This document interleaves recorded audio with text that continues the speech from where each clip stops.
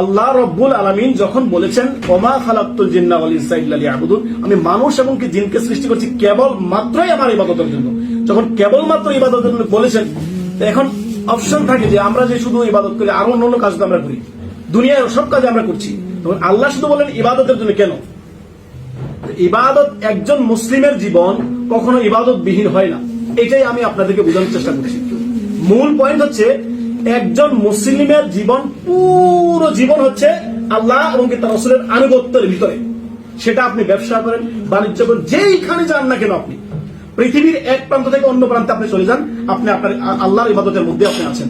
যদি আপনি কি করেন, মা আতাকুমুর রাসূল, যা রাসূল সাল্লাল্লাহু আলাইহি সাল্লাম আপনাকে দিয়েছেন, আপনি তা কি করবেন, ফাখুযুহু, তা আপনি সাদরে গ্রহণ করে নেবেন। দেখেন, আপনি বললেন যে আমি 5 ওয়াক্ত নামাজ পড়লাম রাসূলের তরিকায়, আমার ইসলামিক আপনার ফিনান্সিয়াল অর্থাৎ আমার অর্থনীতি হচ্ছে পুরো সুদে ভেজালে ভরা, বা আমার পারিবারিক জীবন হচ্ছে বেহায়া বেপরদায় পরিপূর্ণতা, বা আমার আপনার ঘরটা হচ্ছে একটা আপনার দুনিয়াবি মেতে থাকার কর্মশালা, এটা তো ইবাদত হলো না।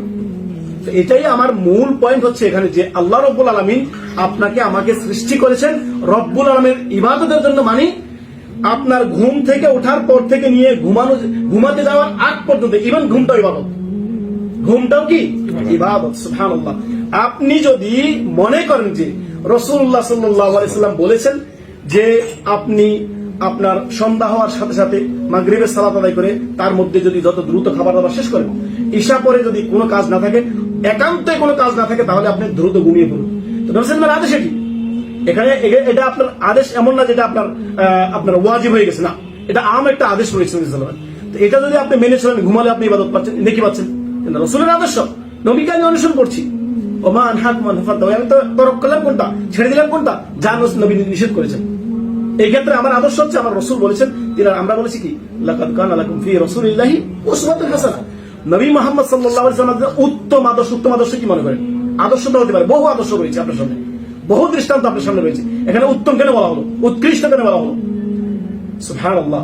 অতএব তিনার সামনে এমন কোন আদর্শ নেই পৃথিবীতে যে আপনি দাঁড় করাবেন, কোন আদর্শ নেই। যতই কিছু বলেন আপনি, কোন আদর্শ আপনার সামনে পাবেন না যে নবী সাল্লাল্লাহু আলাইহি তিনি ছিলেন খায়রুল খালক, সৃষ্টির শ্রেষ্ঠ তিনি। আল্লাহ তাআলা এই সৃষ্টির আদম সন্তান তিনি নিজে বলতেন, আনা সাইয়্যিদুল ওয়ালাদ আদম, আমি আদম সন্তানের সর্দার, লিডার।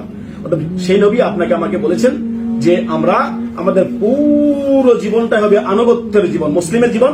আপনি হাটে যান, মাঠে যান, এইখানে আসছি, বাড়িতে আছি, ঘরে আছি, বাহিরে, যেইখানে যাবেন আপনি এমন কোন কাজ করবেন না যেটা শরীয়ত লঙ্ঘিত হয়, এমন কথা কাজ আপনি বলবেন না যা আল্লাহ এবং তার রাসূলের আপনার আদর্শের খেলাফ হয়, যা রাসূল সাল্লাল্লাহু আলাইহি ওয়াসাল্লাম বলেন।